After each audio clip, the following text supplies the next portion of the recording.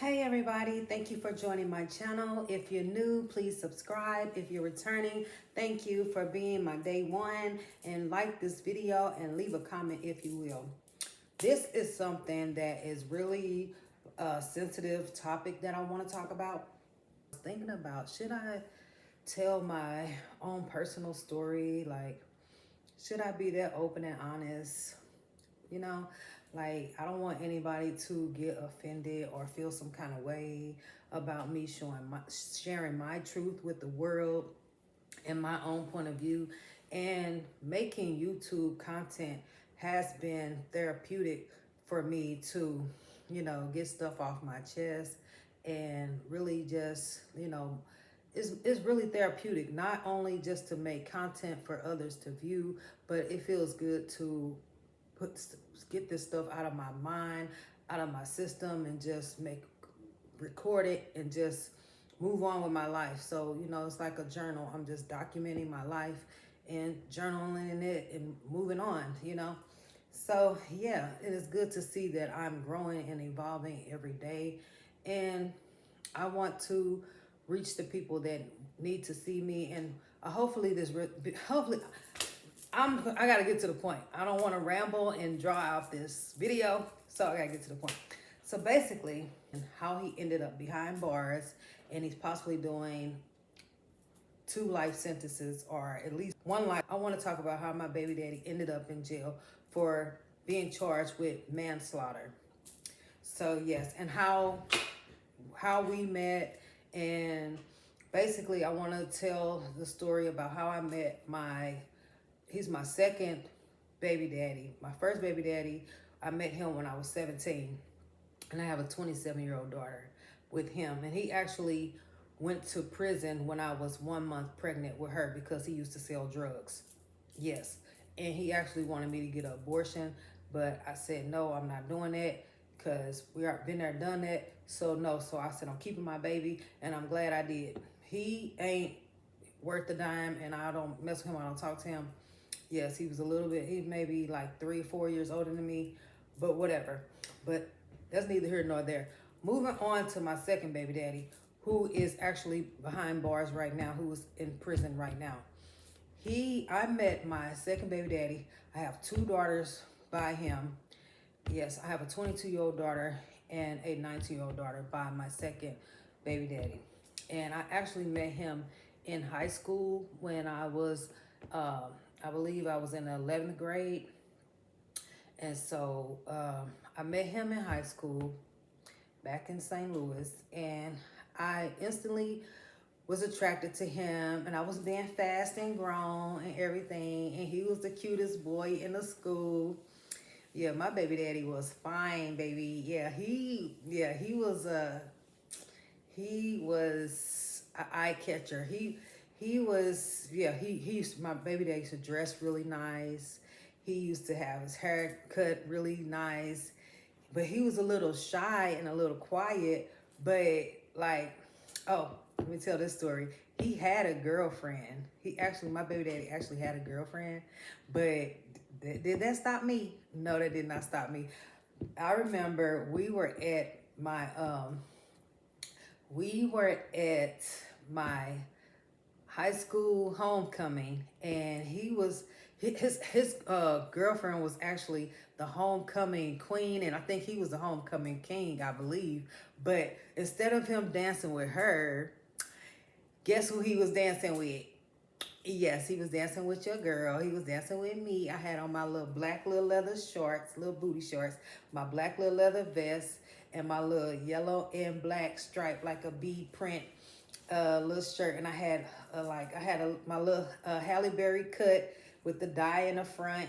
And I was too cute, baby. You couldn't tell me nothing.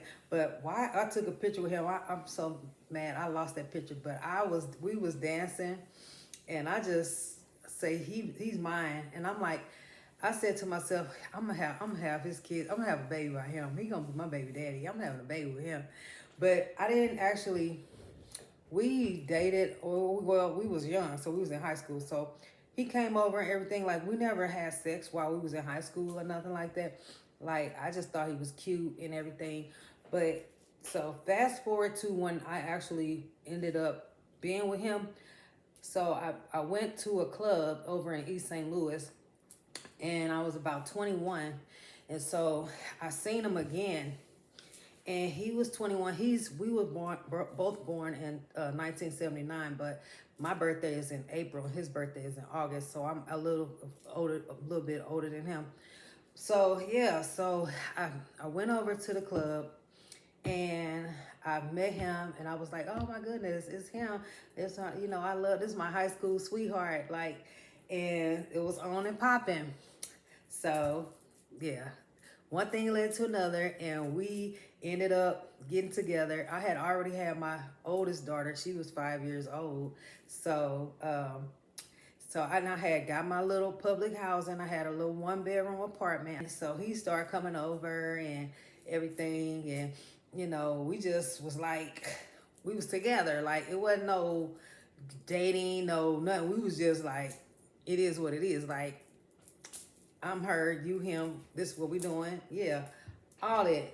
Yeah, because we was 21. So it just was like, that's so crazy, because we actually, when we was young like that, we didn't go on any dates. Like, we didn't go to the movies. We didn't do anything.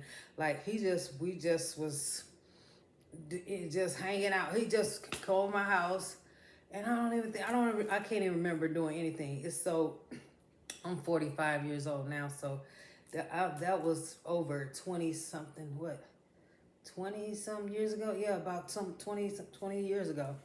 Yeah, so I met my baby daddy about 20 years ago, over 20. My first daughter by him, she's actually 22 now. So I met him and when I was 17. So, but it's unfortunate that he is behind bars right now, because I really loved my baby daddy. I really did. I really have a soft spot for him, because it really makes me sad, because I wanted to see the best in him, and maybe people can relate to this and testify, agree with me on that. Like, when you young and a person when they're young, and they have their whole life ahead of them, and you get into a relationship with them, and then my baby daddy, he ended up being addicted to drugs. He was addicted to uh, very strong drugs that made him doze off and nod off, and I didn't understand it, because I was young. I was younger than 25, so I didn't know nothing about no drugs. That he was way advanced. That's why he would not. He really didn't. He was like he was quiet. He was kind of quiet, like, but he was like he sometimes he put his hands on me, like he punched me in my eye before, but like he wasn't not the type to just beat me up or anything like that. But he punched me in my face or something one time, and I actually cut my baby daddy twice. I stabbed him in the arm right here one time after he hit me, and then the other time he took my food stamp card, sold all my food stamps for money, and didn't give me the money. And I got mad at him. He punched me in my eye. I got me a little pocket knife. It was super sharp. I went up there to that house where he was doing them drugs at. I knocked on that door. He came outside. I slit his throat, and he just stood there because he was so high. He didn't even do nothing. His mother tried to press charges on me and get me locked up, but he kept it gangster. He said, "No, mama, I'm not pressing charges on her. I'm not calling the police on her. No, don't do that." So yeah, because he had already punched me in my eye and stole my food stamps and sold them. Yeah, but so it was a toxic relationship, because, and I ended up having 2 daughters by him, but I was so infatuated with him because he was my high school sweetheart, and then he ended up being on drugs. So I didn't really understand that the effects of drug addiction, and that if you love someone and they're addicted to drugs, it's nothing you can do about that. And that was a very hard place, very difficult situation to be in. I mean, it was horrible, and I was with him for maybe like from 21 to 28, for I was with him for a long time, and he actually um, moved on and got married to somebody else and had kids with uh, 3, 4 other people after me. I had one more daughter after him. One more, I got another baby daddy after him, but he went on and he got 4 baby mamas, I think, after me. So he got a gang of kids out here in the streets. But yeah, I ain't telling his name, so my daughter can't get mad at me because I'm telling my truth. So don't get mad at me, because people like to, don't say this, don't say that. Girl, that ain't. This is my life. This is my life, and this is my story. This is what I went through, and I don't like it, because that's one of the reasons why I'm here today, single and by myself, because we could have still been together. We could have, and I'm sure, and I had talked to my baby daddy like a few months ago, but like he said he had a dream about me and stuff like that or whatever. And I talked to him, and it's like he think he still know me. It's like I'm always gonna be his baby mama, and because I got grown kids by him, and they talk to him all the time on the phone and everything. So it's like we still, that's my daughter's father. So I love him, I care about him. So I hate that his life, he had to, it had to end up like that. I hate that he's where he is. I really hate that for him, because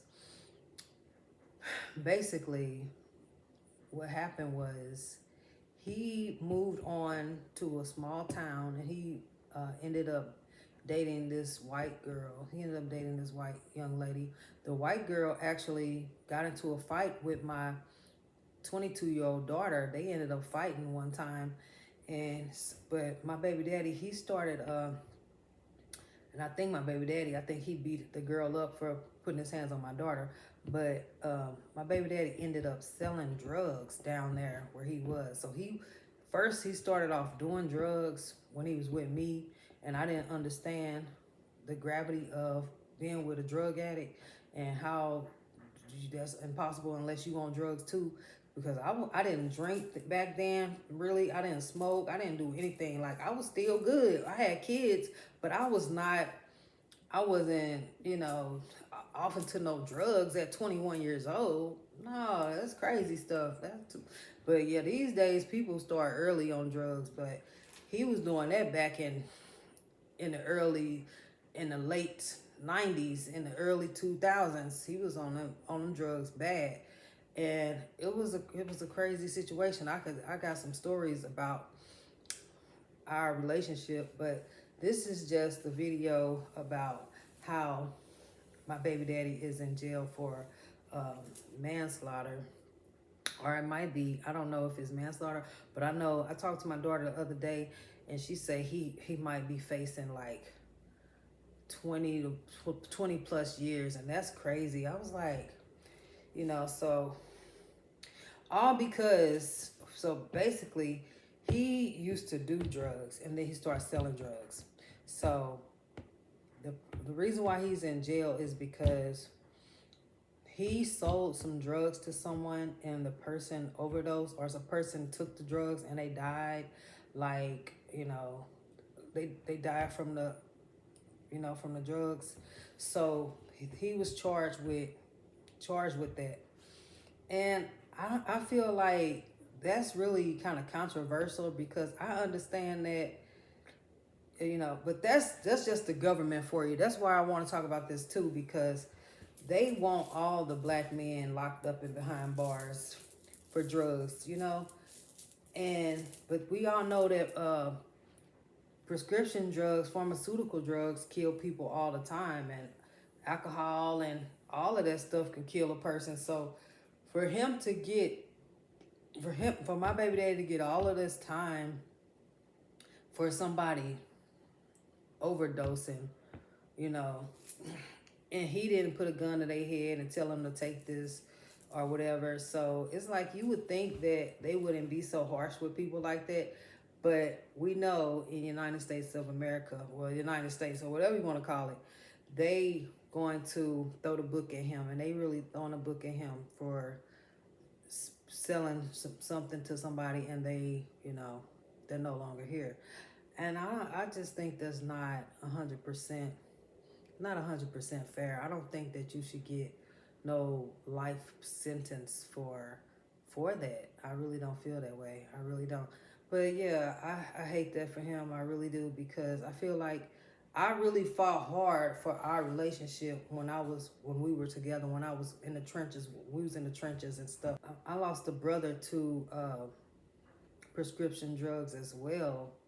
And well, I lost a brother to prescription drugs, and he had sickle cell, and he used to do illegal drugs, and he was on prescription for his pain. He used to have really bad pain crisis, so he used to take drugs to, numb his pain, to ease the pain in his bones, because he was in a whole lot of pain. So my brother overdosed in 2019, and he was I think he was about 28. He was 28 when he overdosed, and he passed away.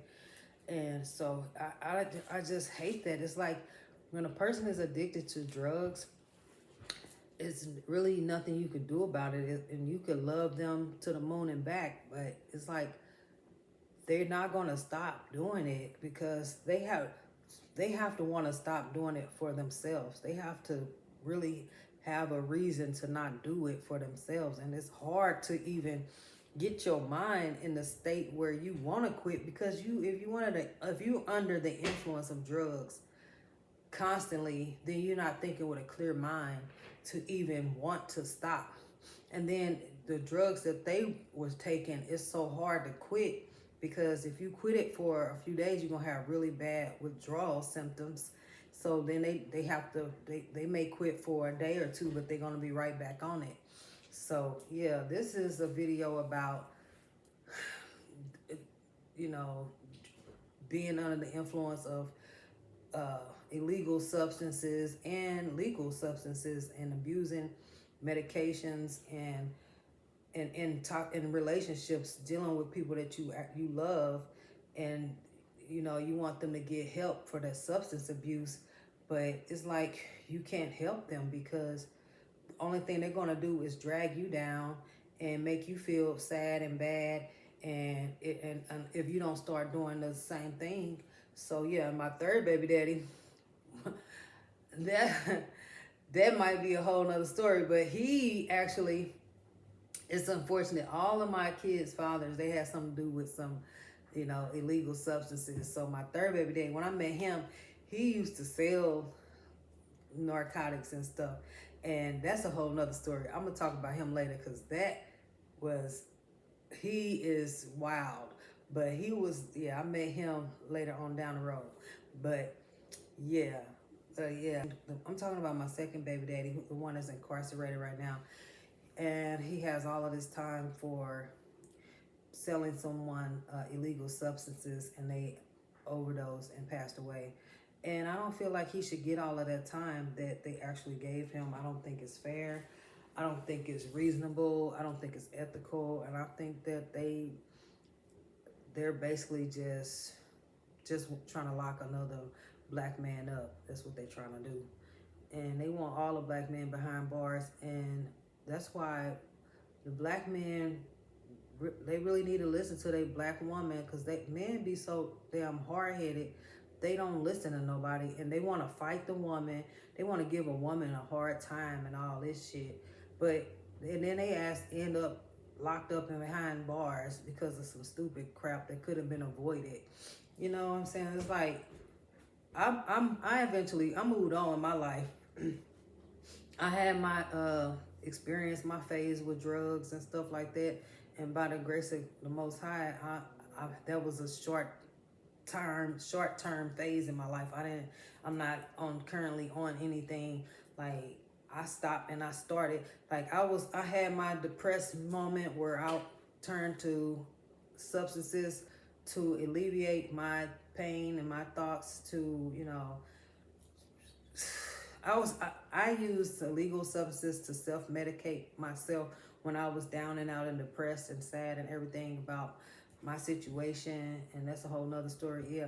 So, but that didn't last for 2, 3, 4, 5, 6, 7, 8, 9, 10 years. I did my thing, and for 3 to 6 months and dibble and dabble and went back and forth, but I moved on from that. Like, I know that I have to have a personal relationship with the Most High, and that I have to be here for my children. So I can't beat myself up and drown myself in my pain and my sorrow and feel sad and bad and because of situation, because I might not have my daughter with me, or I don't have I didn't have anywhere to live, and all, and nobody had my back and everything. But I still said that I needed to move on with my life, and I needed to be here for my daughters. I need to be healthy and whole, and whether they're in my life or not in my life, or I need to, you know what I'm saying? Like, I have to still live and thrive and not let my situation and circumstances determine my progress and my mindset and everything. So yeah, so that's why men really need to listen to their woman, because women are strong, and we gonna tell you what's good for you. We're gonna tell you the right thing to do. And men want to go so hard against, if you got a good woman that's telling you the right thing to do, and you want to go against her and want to give her a hard time, you lose in the end. You're not gonna have no good success. It's not gonna turn out how you want it to. It's not gonna turn out good, because nobody has to tell you nothing. Like, nobody should have to raise you. Nobody should have to tell you, don't go out, save your money, or do better, or I'm here to help you, or stay here to take care of your kids. Like, you have beautiful daughters here. Like, they need you. They love you. They want you. You need to be healthy. You can't be out here in the streets getting high, doing all this stuff, like, and it's not going to end well. It's not going to be good. And nobody has the time to try to take care of you like you a child. Like, grow up already. But yeah, I'm just going to end it right there, because I need some water, because it's really draining. Because when I'm talking about this, it's really, I'm really emotional about it, because it's something that, this is my life story. Because it's like,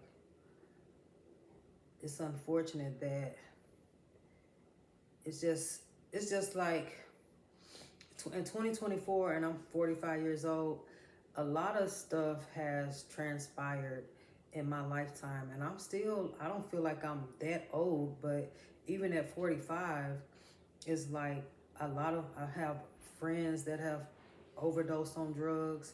I have people that, my father, he died in 2017. I had so many family members pass away, and it's like, it's really getting down to the nitty gritty. Like, people do come and go, and some people end up passing away at an early age, and some people end up going to prison and doing time for a long time. And everybody is like, these people that was close to me are not here. My baby daddy, I wish he was not behind bars. I wish he was not. I wish that, that's why people need to be careful what they're doing, because, like, they're trying to get money. And you could go work at Amazon. You can go cut some grass. You can go cut some hair. You can go do something else with your time, because you can mess around and sell somebody something that's gonna unalive them, and you're gonna be responsible for this person's death if you selling something to somebody and they actually overdose or something like that. Like, do anything else besides sell drugs, because drugs are, that this pastor told me that drugs are the devil's territory. The devil is over drugs. That's why you cannot, it's like, you can't talk to a person, you can't talk rational sense. Like, a person is not in their right mind when they're under the influence of drugs. So that's why it is from the devil, is from Satan, because all it does is kill, steal, and destroy you, and take you away from your purpose in life. And you can always change your mind, change your perception, change your reality, no matter what happened to you, no matter what happened with you as a child, no matter what happened to you with a relationship, no matter what happened to you if you lost your job, nothing is that bad if you still living and breathing that you have to self-medicate yourself to the point where now it's a problem, or you have to let this addiction rule your life. Don't That's all from the devil. That's all from Satan. That's all the enemy's work. If you are addicted to something that's out of your control, that's why we can't blame the person. We can't beat the person up from them being addicted to these bad things. We have to know that it's an addiction and it's from Satan, and it's from the wickedness and from in high places, why people are under these demonic influences and demonic forces to even want to engage in such bad activities that's going to resort in them being behind bars, or them overdosing, or so that's nothing but the trick of the enemy, the trick of the devil, to make you think that your problem is so big that the Most High can't solve it, and that couldn't be further from the truth. So yeah, people, and if a person is telling you what's good for you in your best interest, that's a good person, because but I can't rack my brain and drain myself to try to tell you what's right when you're not gonna listen to me anyway. So I just have to remove myself from that situation and let you do what you're gonna do. It's unfortunate, but if I'm going right and you going left, then I can't force you to go right with me. I tried to force my baby daddy to go be on the right path with me. I tried and I tried and I tried. But he didn't choose that route. He was so far addicted to drugs that that's all he knew. So, and he was a nice looking guy, and he was a soft spoken guy, and I think he took drugs for his own reasons, personal reasons or whatever. And I believe he just was self-medicated, and he started off doing drugs at a young age. So it's hard to quit drugs when you started off young and that's become your usual routine, because now you really don't even know how to cope with your emotions and your feelings, and you can't even express yourself because now your brain wasn't even done fully developing, and you taking toxic substances messing up your brain chemistry. So now you really not thinking 100% clear. Yeah, but I hope you all take something from this video, and just know that if a person is on drugs, it's nothing you can do about it. If you want to get them some help, get them some help, but they have to help themselves. Don't let them drain the life out of you. But yeah, I wish things could have been different, and I wish that he would have chose a different route in life, so he wouldn't be where he is today. But I love him to the moon and back, and that's my baby daddy, and I just wish him the best. But yeah, if you like this video, please give it a thumbs up and hit that subscribe button and leave a comment if you will. And remember to always keep the Most High first, and be blessed. Bye.